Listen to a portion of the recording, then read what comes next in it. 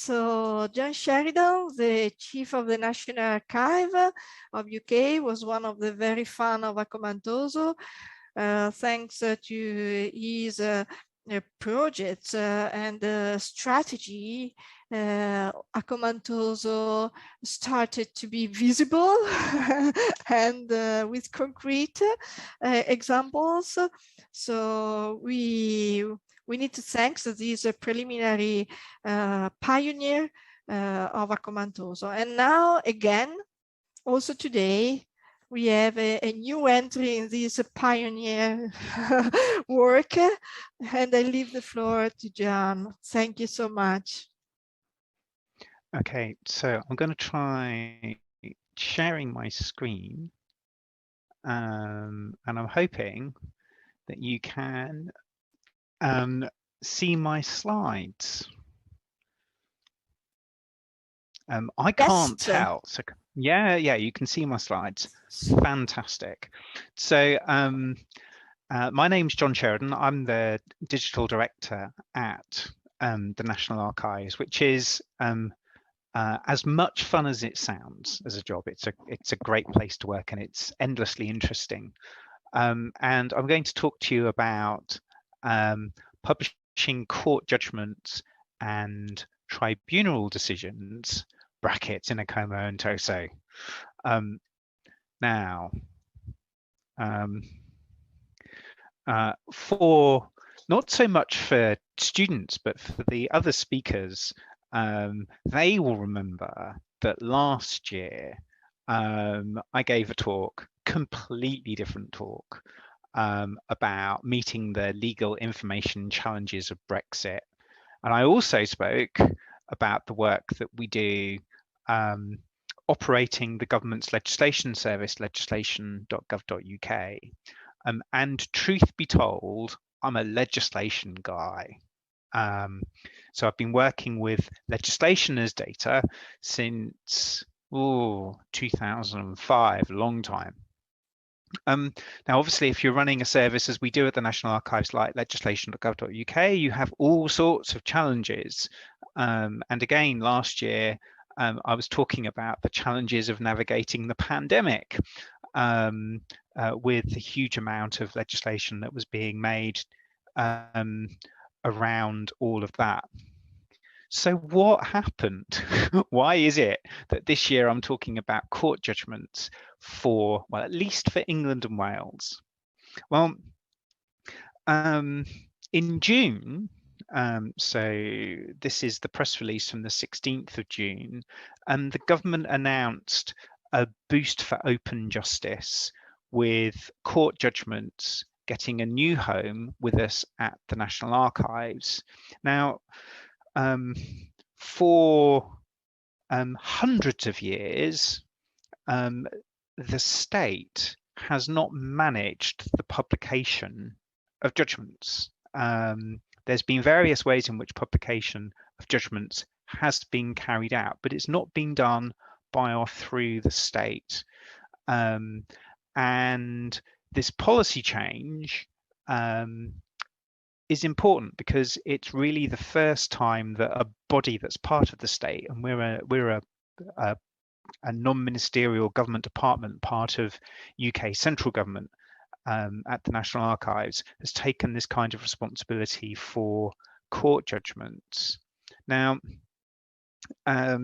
you'll see, I like this quote from the Lord Chancellor, who's also the Secretary of State for Justice. Ensuring court judgments are easily accessible is central to the rule of law and the principle of open justice. And I think that really encapsulates why this information is so important. But there are some particular sensitivities around providing public access to court judgments. Now, the backdrop to why the National Archives has ended up with this responsibility, I mean, the story goes back a long time. I found this news story on the internet, partly because I didn't really want to use my own words for describing this, but you'll see that the system that we have had in place for publishing judgments has been described as complex. There's a variety of non-government organizations involved, charities and companies. Back when we were a member of the European Union, we were ranked, and this rankles, I have to say, the lowest member state in terms of general public access to online judgments. Of course, we can do quite a bit better than that.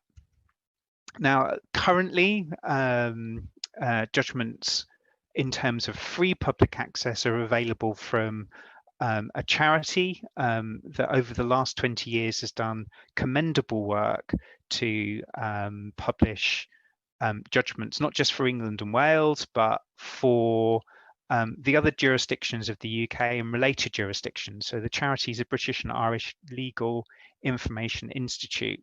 And my hope is that our work will make their work easier in future. The government has published some court decisions, in particular employment tribunal decisions have been published on the government's overall website, Gov.uk. So we're bringing together information that's been published by Bailey, information that's been published on Gov.uk into a new service. So why does this matter to the archive? Well, court judgments are really important public records, and from a record keeping perspective, the judgment is probably the most important record of the court because it is the decision of the court and it's the reason for the decision.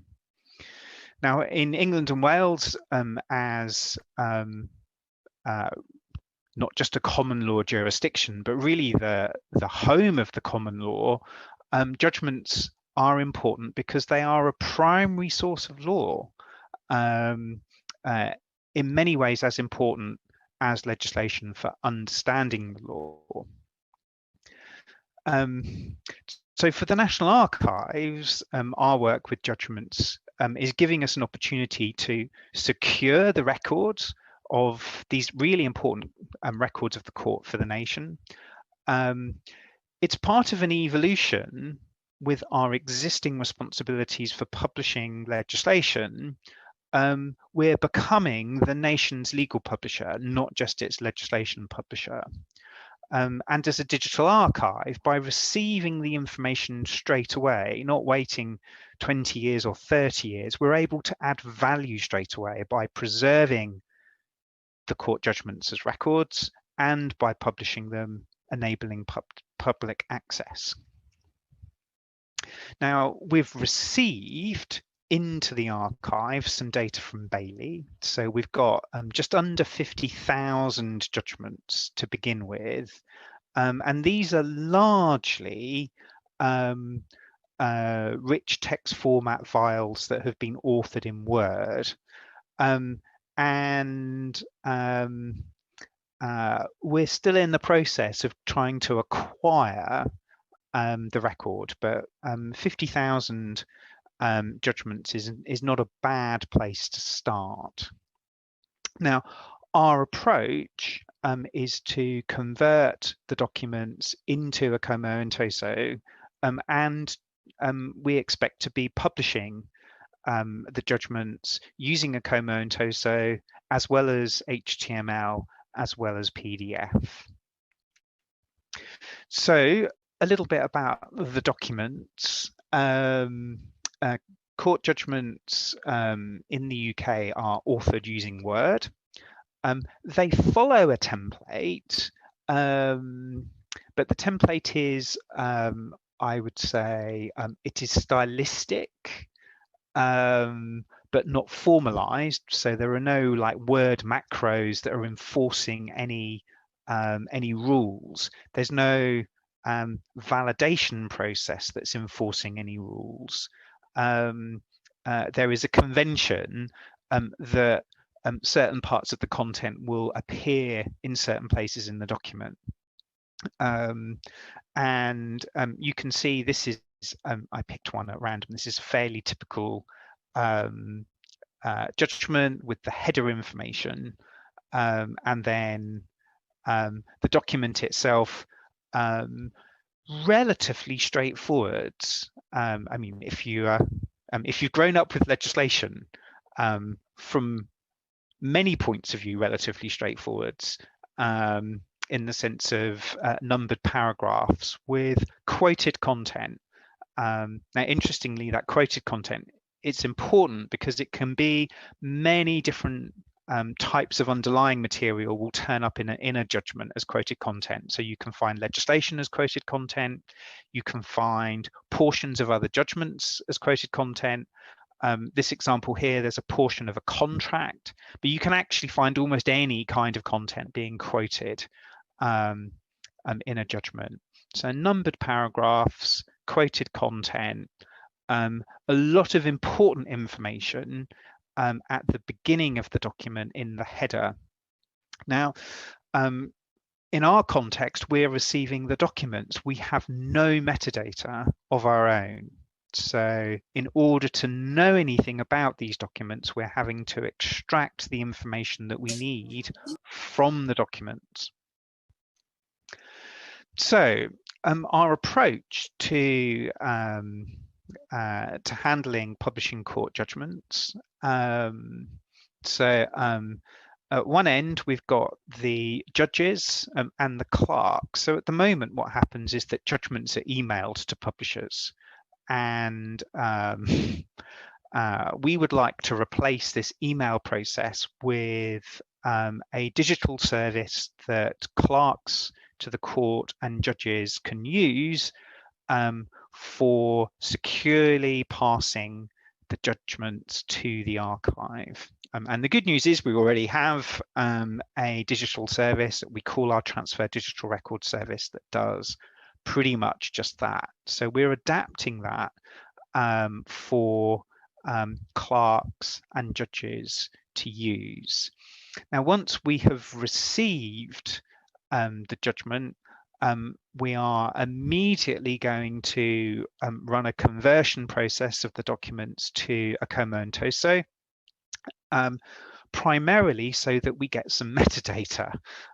So we know the court, the case, the citation, the parties, some really key information. And we need the metadata before we can send the documents in two directions. Firstly, the original, the Word document, will go into our digital records infrastructure, which is the system that we use for storage and for long-term preservation.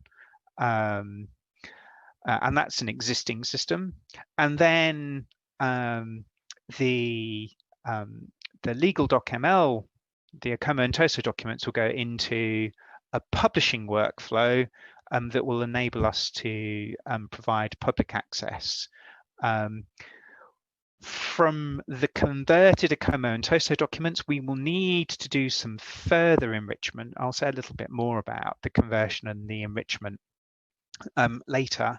And then basically our plan is to replicate what we do with legislation, to store the judgments in a native XML database, to extract the metadata that we have marked up in the document into an associated graph database, and to provide public access by building an online service that essentially queries the information that we have in those two databases to provide facilities like search and browse and so on.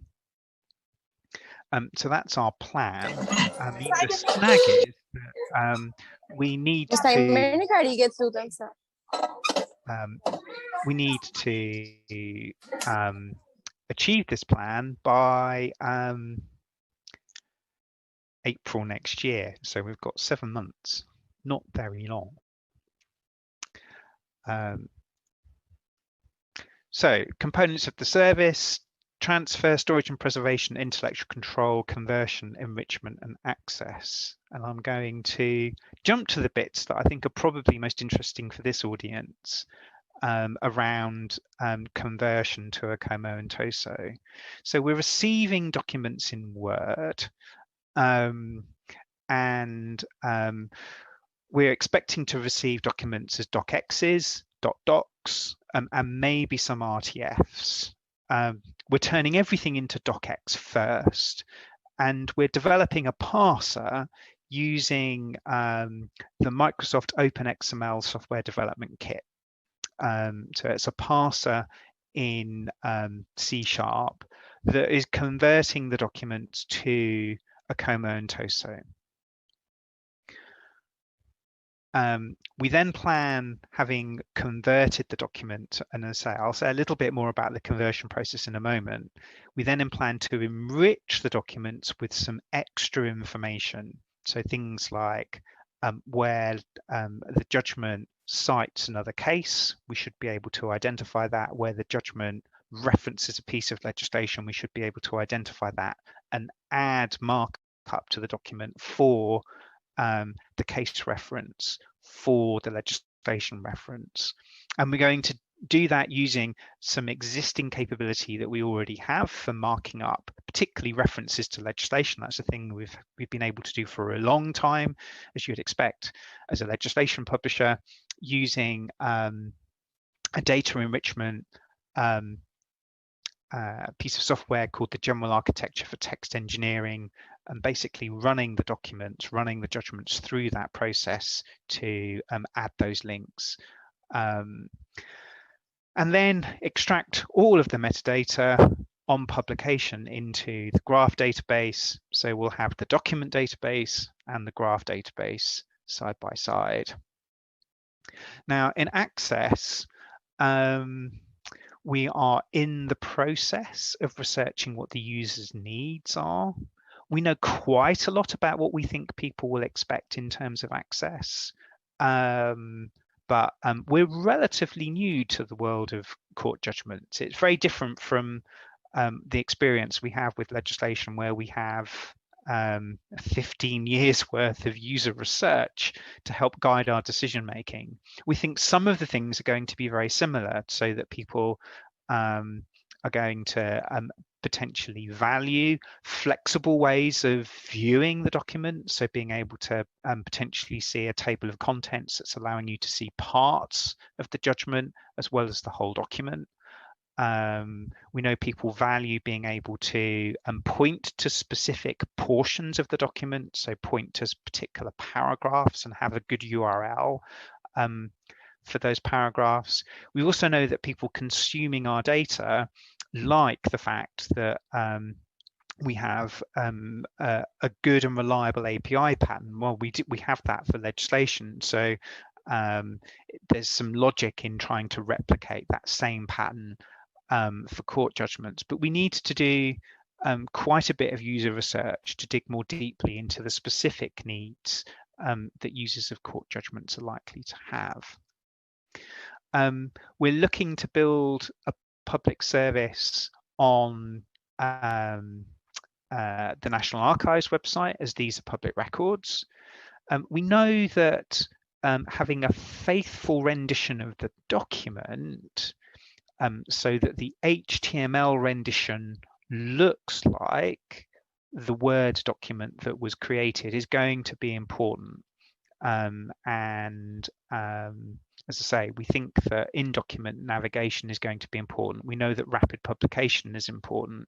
That means that we need, as far as possible, to have automated processes that can run very quickly for managing the conversion and pushing through publication. At the moment, the judgments of England and Wales courts are not available on the open web for search engine indexing, and we think that some search engine indexing is likely to be important in terms of enabling discovery.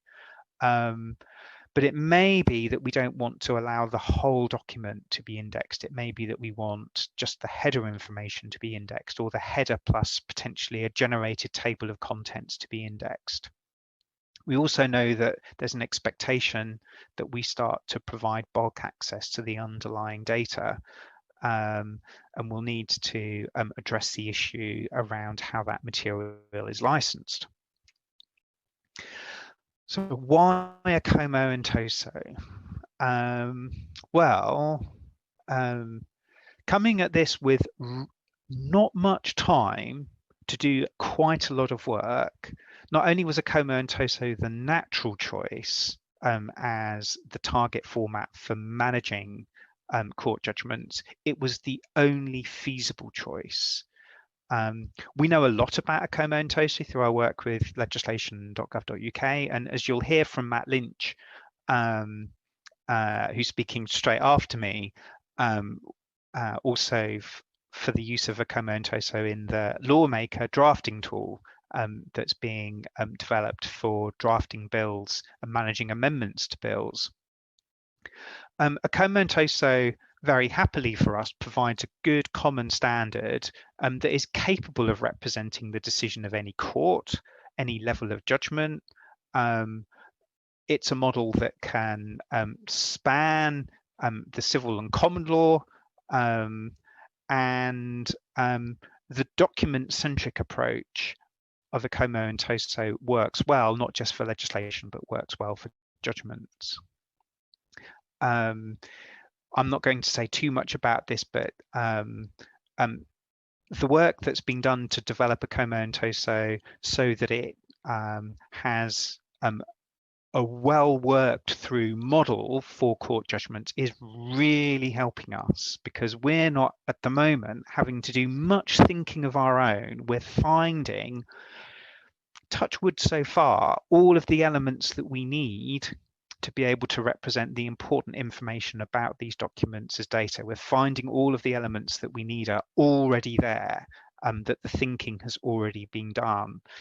So great work by Monica and Fabio and everybody who's contributed to AkomaNtoso. The judgment body element, again, is giving us a lot of useful elements. Now, I think one of the things that we're running into is that we're struggling with, if you like, the early stages of the conversion. So getting the documents into AkomaNtoso with the typographic and layout information captured so that we can faithfully reproduce the documents, and trying to extract the basic metadata. There are features that are built into AkomaNtoso that are really nice, but we're not yet able to utilize. So particularly some of the more kind of like semantic features that describe the role of portions of the document within the judgment as a whole. We're not yet in a position to be able to take advantage of some of those features of the model, but it's good to know that they're there. However, there are also some really handy features that we are straight away taking advantage of, and I particularly wanted to call out the neutral citation element, which exactly what we need, and also the party element, which has an attribute that allows you to mark up the parties and to connect them to their role in the case. Again, it's brilliant that AkomaNtoso has those features built in, and it's really been able to accelerate our progress. So we imagine doing 5 different types of data conversion, or 5 levels of conversion. The first is converting the documents so that the typographic and layout information from the Word original into the AkomaNtoso representation is reasonably preserved so that the HTML looks like the Word original, more or less. And we've pretty much achieved that now for all 50,000 documents that we've been working with, or the portion that we have in, at least the portion that we have the Word originals for. We're currently working on this second bullet point. So this is identifying the header information in order to be able to mark up the documents with the details of the date of the decision, the court, the parties, that key information that we also will need to extract as metadata. The third, which we have not started yet, but which I am very keen that we do, is that we then go on to start to mark up the document structure. So basically, which paragraphs sit under what heading. We know from legislation.gov.uk that having a representation of the document structure, and in particular giving people a table of contents that they can use for browsing flexibly different portions of content, really helps with usability. And none the service Bailey provides doesn't just gives you the whole judgment. It doesn't give you a way of navigating the structure. So we really want to take advantage of the facility that AkomaNtoso provides for representing document structure in our data. It's going to be quite a bit of work to pass that information out of the source documents into our AkomaNtoso representation. But and as I say, at the moment, we're really working on trying to extract the header information. And then using Gate, we will mark up references and citations, possibly using machine learning. We may be able to start to mark up the semantic representation of the document components. And again, that facility that AkomaNtoso has to help you mark up, these are the facts, this is the decision, this is the legal argument. That's a long way off for us yet. But typographic layout information, tick, header information, work in progress, document structure, next priority. Hopefully we'll be able to make headway on that over the next 2 or 3 months. So as I say, we're currently busily working on extracting the header information. This is harder than we'd like it to be because of subtle variations over time in the templates and an amazing range of small inconsistencies.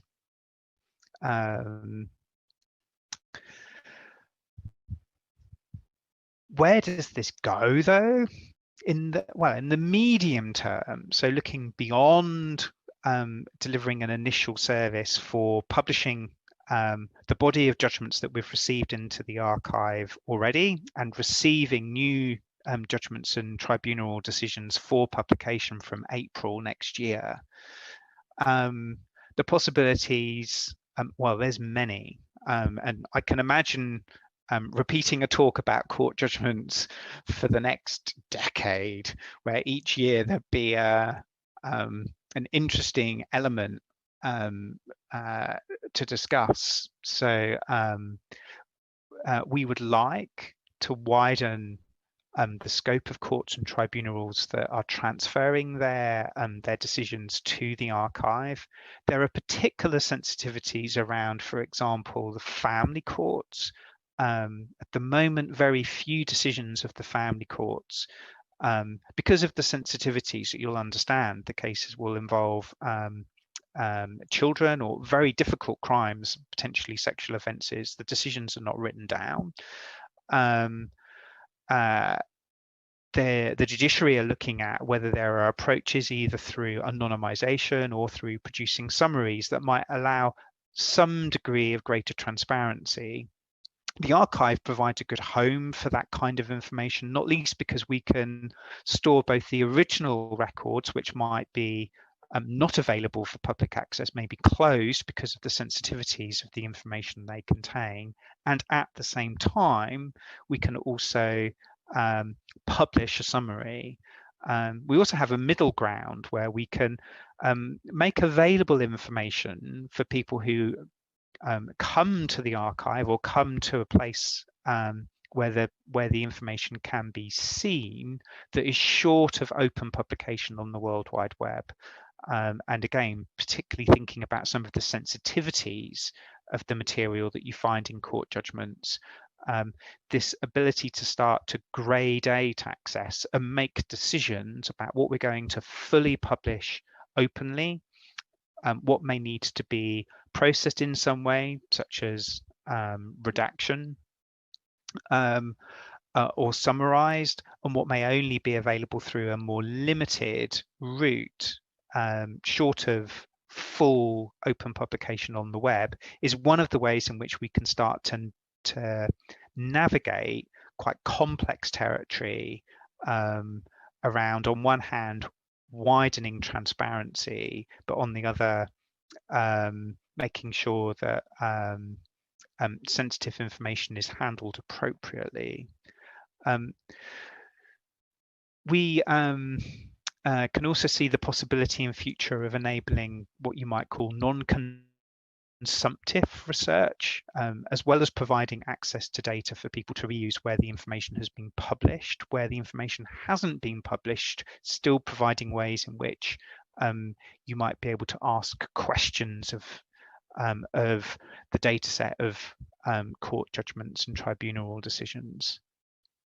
Obviously, operating legislation.gov.uk, then we can see an enormous synergy, particularly where judgments are interpreting the law, to start to think about how we can integrate legally significant decisions that do interpret legislation with the legislation that's being interpreted by the court.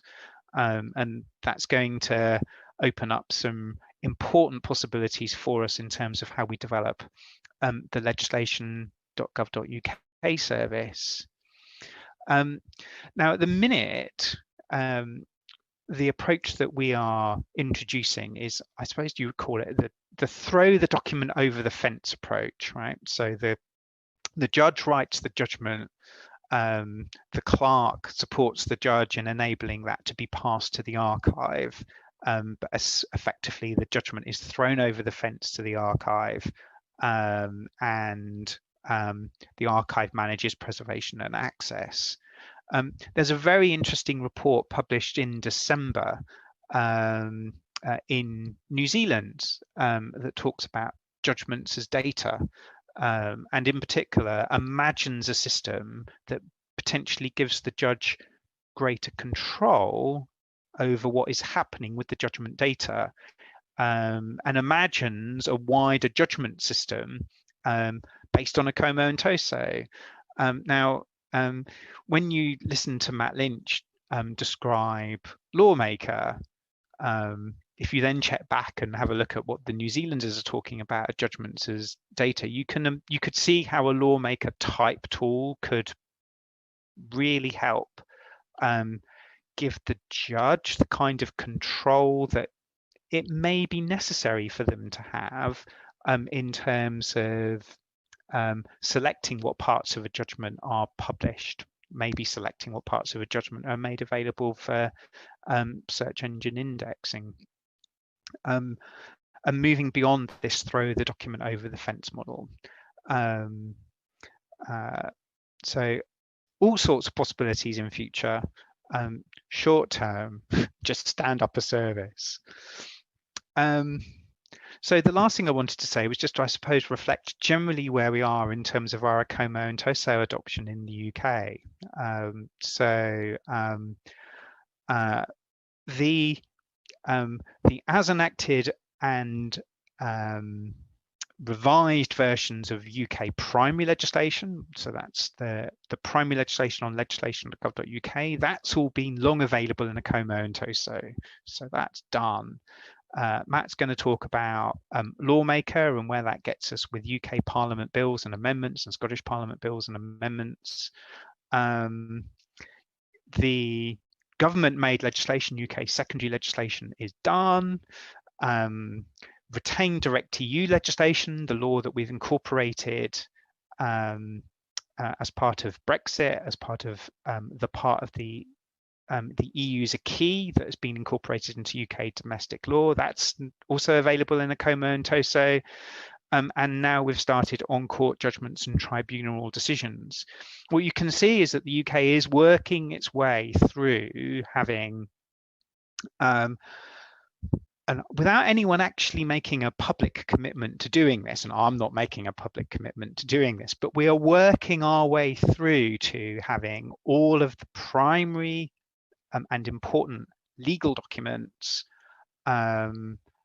being managed in AkomaNtoso and being available in AkomaNtoso. So a long way still to go with court judgments, but we've started.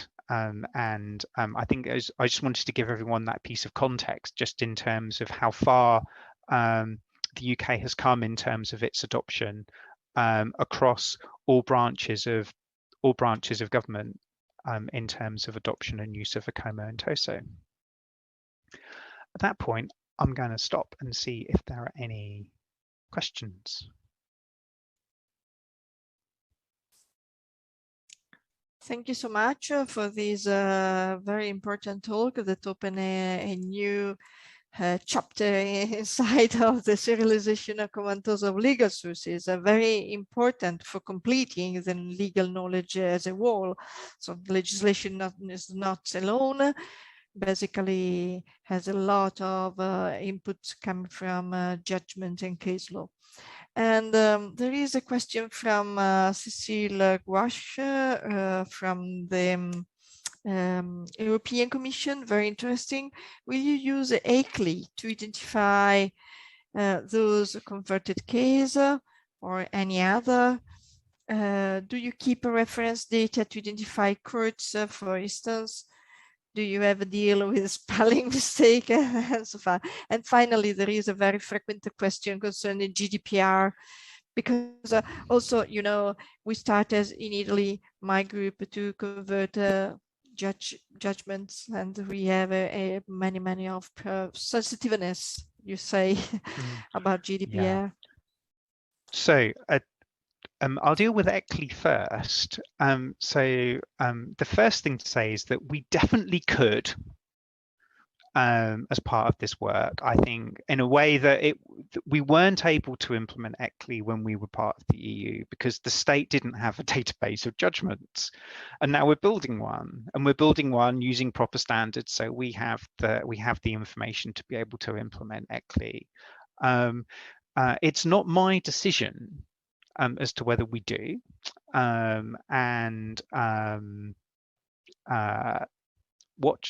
let's just see what happens on ECLI. We definitely could, not least because of the solid foundation that AkomaNtoso gives us, and the work that we're doing with the data.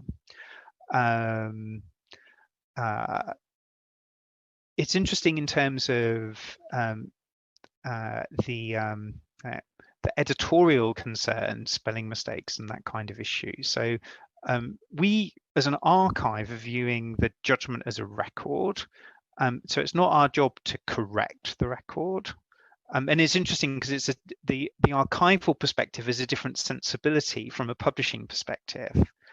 But we know as a publisher of legislation, mistakes happen, corrections need to be made. So our approach is to bring because the judgment is the record of the court, and it is still the court's record, even once it's been passed to the archive for permanent preservation, we will allow the court, we will be happy to receive from the court to send us another version of the judgment.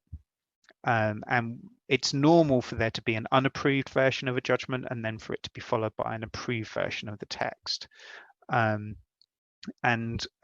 We anticipate receiving potentially several different versions of an approved version of a text over time. We'll make one available to the public, but we will have in the archive each of those iterative versions.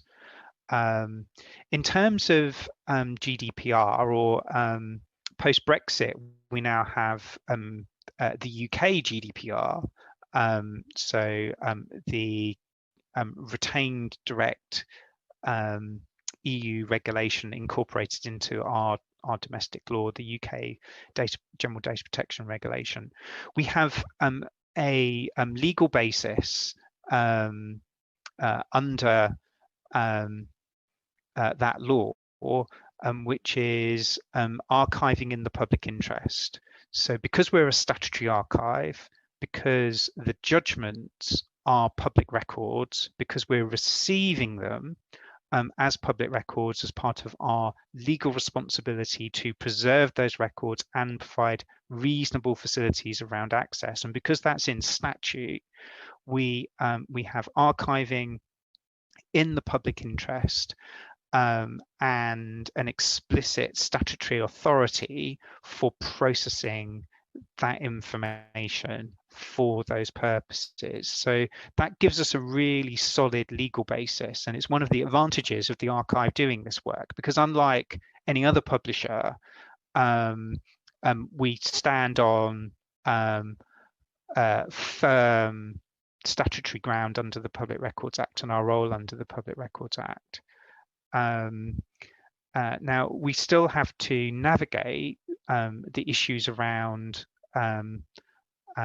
publication, and we've been long aware of the difference between access, which is governed in the UK under freedom of information law, and either a record is available for somebody to see, which is the default, or there is an exemption. There's a specific reason in law why a record is not available for someone to see. But there is a difference between making a record available for someone to see, there isn't an applicable exemption, and making the decision to publish it openly on the web. That's and there may be reasons why something isn't published on the web but is still available for someone to see through some modality of access. We tend to look at this through a risk-based model. The reasons why we may need to provide one kind of version for publication and something different in terms of what you might provide if you came to the archive can include intellectual property right issues. And again, remember that court judgments can contain information that is written by the judge, but also information that's been incorporated from all sorts of other sources. And we may not have the rights to be able to reproduce that information. So we may need to grade date access from that perspective. We may also need to grade date access in relation to personally identifiable information that we have a right to process, but we choose not to publish because of the impact of publication on individuals. We've further work to do to develop our models and our approaches around understanding access risks, but these issues are difficult and sensitive, and we think moving from a binary world where either we view information as being closed, nobody can see it, or the other extreme, published, everybody can see it and it's freely available on the World Wide Web, to something that is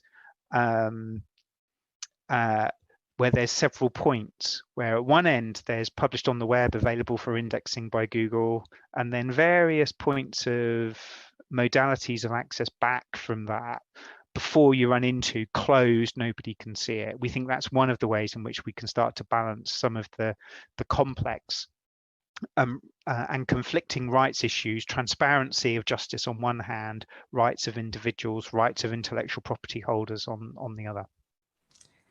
Okay, thank you so much. Very detailed answer.